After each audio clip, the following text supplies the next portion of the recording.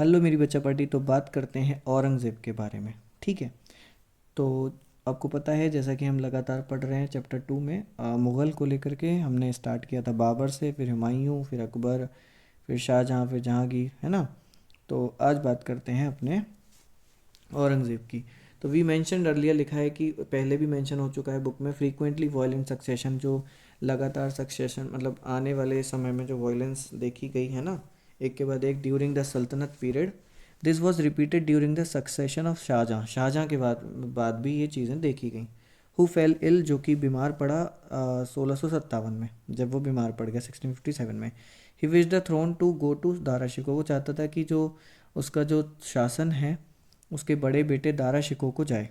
ठीक है, शाहजहाँ ऐसा चाहता था। बट दारा यंगर ब्रदर, जो इसका छोटा भाई था, है ना, दारा शिकोह का छोटा भाई था, वो था औरंगज़ेब। डिफीटेड हिम, औरंगज़ेब ने उसको हरा दिया। सीरीज ऑफ बैटल, काफ़ी सारे युद्ध हुए। एग्जीक्यूट हिम, मरवा दिया। Presenting his served head to the dear father. ठीक है, और उसके सामने मतलब फिर उसने फिर शासन किया।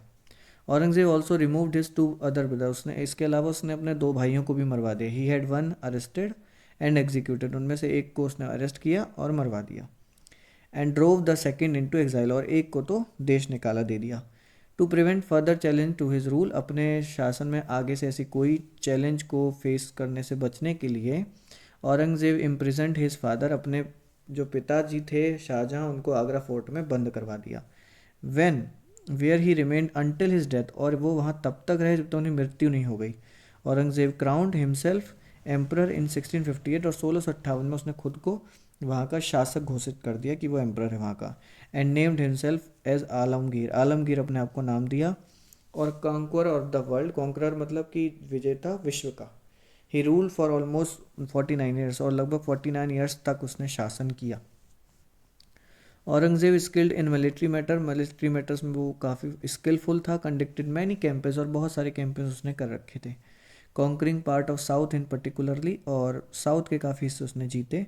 अंडर हिज रीन, उसके शासन में, the Mughal empire reach its greatest expansion, Mughal empire जो था वो अपने हाईएस्ट एक्सपेंशन पर पहुंचा, मतलब बहुत ज़्यादा विस्तार हुआ इसका। दो constantly faced with significant rebellions, इसके साथ साथ काफ़ी सारे विरोध भी उसने फेस किए। Some of which we will turn in the next session, जिसको हम बाद में पढ़ेंगे। Aurangzeb had to spend the last 25 years of life fighting war, लगभग 25 साल अपने जो थे उसने लास्ट के वो वॉर लड़ते ही बिताए दक्कन में।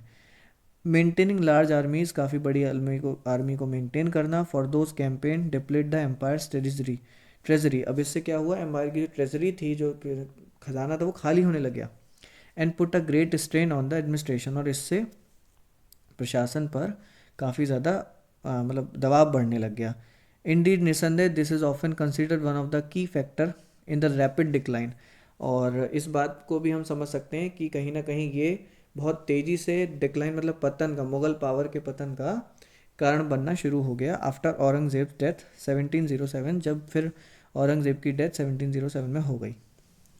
Aurangzeb who belong to Islam Sunni sect, उन इस्लाम सुन्नी सेक्ट से ये क्या करता था, बिलोंग करता था। वॉज डीपली रिलीजियस, बहुत ज़्यादा धार्मिक था।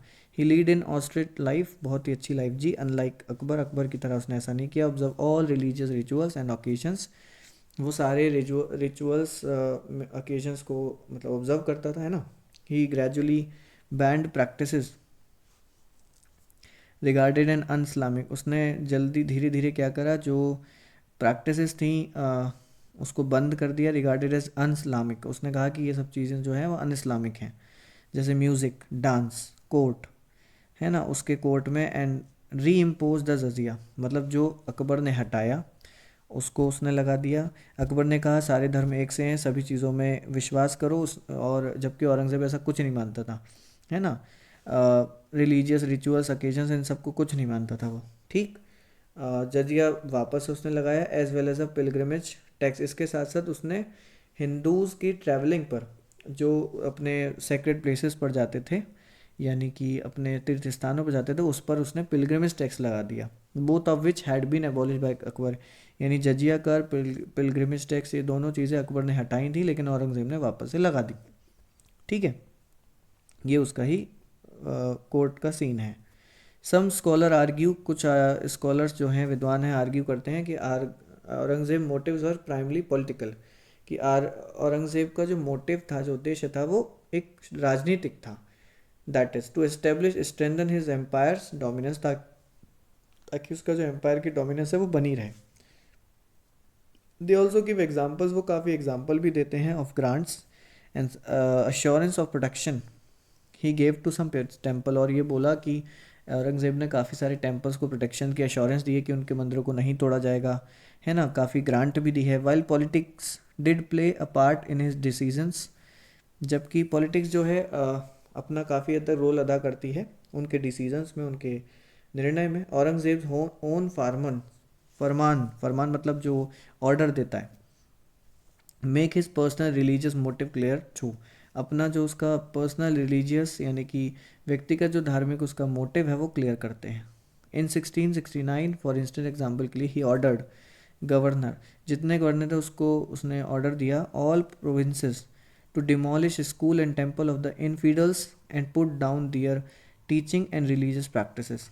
उसने जितने स्कूल थे, टेम्पल थे इनफीडल्स के, यानी कि जो एक स्पेसिफिक धर्म को नहीं मानते हैं ना, इन लोगों के जो भी थे उनके टीचिंग को, उनकी रिलीजियस प्रैक्टिस सबको बंद करवा दिया।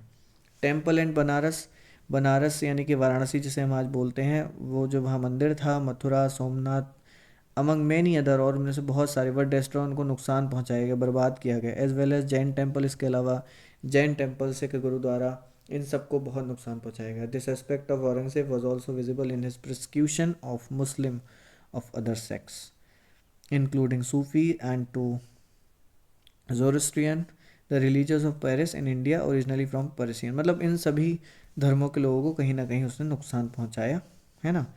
तो दोनों चीज़ें लिखी हैं, और यहाँ से शुरुआत हुई मुग़ल के रेसिस्टेंस की। लेकिन कैसे हुआ ये तो हम नेक्स्ट लेक्चर में ही जानेंगे। तो आज के लेक्चर में इतना ही। Till then keep learning, keep watching, thanks for attending the session.